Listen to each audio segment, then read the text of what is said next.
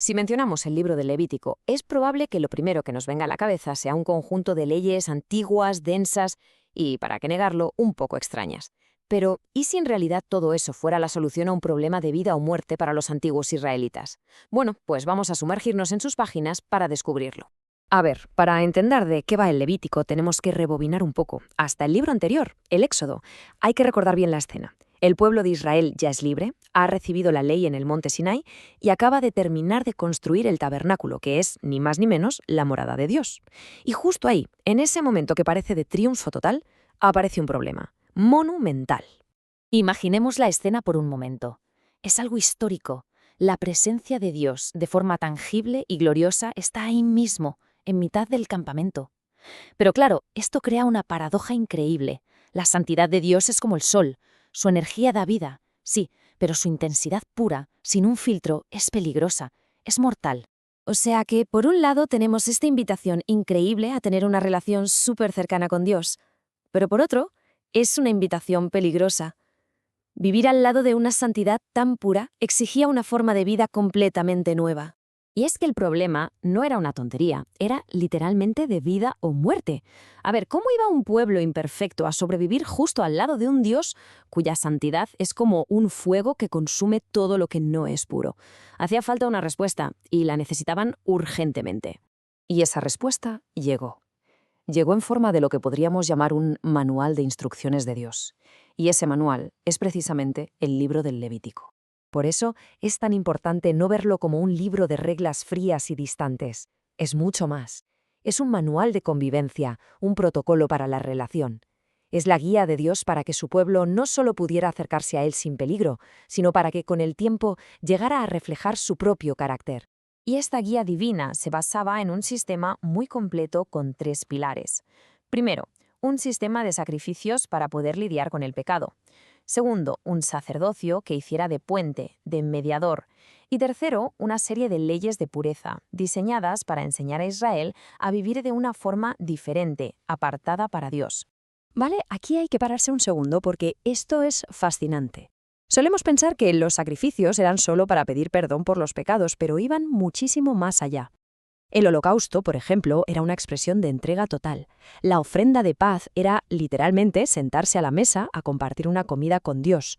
Todo este sistema era en realidad el motor de la relación y de la adoración en el día a día. Y aquí llegamos al meollo de la cuestión, a la palabra clave de todo el libro, santidad. Que, ojo, no significa simplemente ser bueno. La palabra hebrea, kadosh, transmite la idea de ser único, de estar separado, apartado para un propósito especial.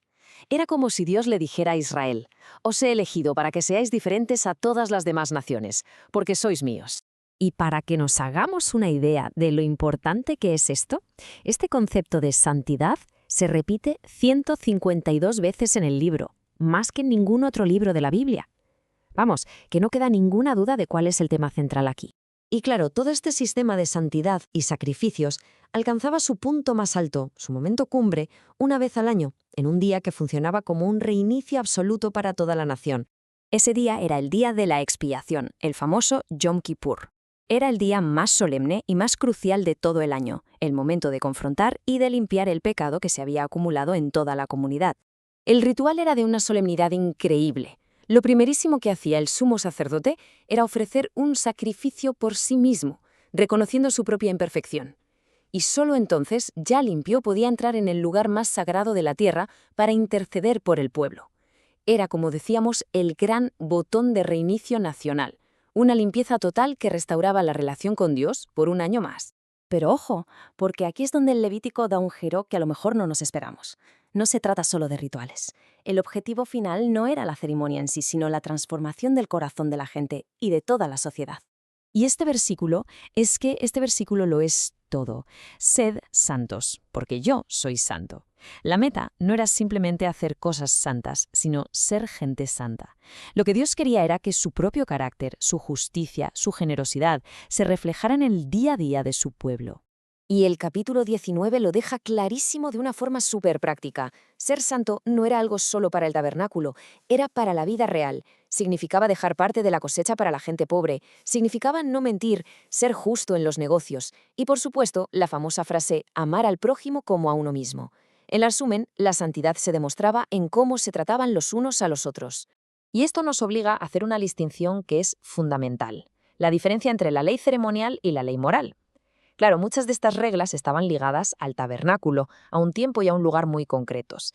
Pero por debajo de esos rituales, lo que encontramos son principios eternos sobre la justicia y el amor, y esos principios siguen tan vigentes hoy como entonces, porque nos muestran cómo es Dios. Y cuando parece que ya hemos entendido todo, la historia da un último giro. Porque, según el Nuevo Testamento, el Levítico no era el destino final, era más bien la preparación, la sombra de algo mucho más grande que estaba a punto de llegar. Lo que ocurre es que los autores del Nuevo Testamento, siglos después, leen el Levítico y ven algo más. Ven que todo este sistema, los sacrificios, los sacerdotes, los rituales, funcionaba como un tráiler, como un avance simbólico. Eran sombras que proyectaban la forma de una realidad futura que les daría su sentido definitivo. Y es que cuando pones la sombra junto a la realidad, la diferencia es brutal. Desde la perspectiva cristiana, el sistema del Levítico era bueno, era necesario, pero también era temporal e imperfecto. Era un sistema que con cada sacrificio que había que repetir una y otra vez estaba gritando que hacía falta una solución única, perfecta y definitiva para el problema del pecado. Esta tabla lo resume a la perfección, ¿verdad? Cada pieza clave del Levítico es vista como una flecha que apunta hacia adelante. El flujo constante de sacrificios de animales apunta a un único sacrificio perfecto, el sacerdocio humano a un mediador perfecto, y el gran día de la expiación al acto definitivo de reconciliación en la cruz. Así que, al final, ¿qué nos queda? Pues que el Levítico, ese libro que a veces nos saltamos por considerarlo complicado, pasa de ser una reliquia antigua a ser la piedra angular. Nos da el vocabulario, palabras como sacrificio, expiación, santidad, que son imprescindibles para entender el corazón mismo del mensaje del Nuevo Testamento. Y así, este libro tan antiguo nos lanza una pregunta que es increíblemente moderna. Si el corazón de la santidad es ser apartado para reflejar el carácter de Dios, ¿qué significa eso para nosotros hoy? ¿Cómo se vive esa vida apartada en nuestro mundo? Es una pregunta que nos obliga a mirar el Levítico no como una pieza de museo, sino como un desafío que sigue muy vivo.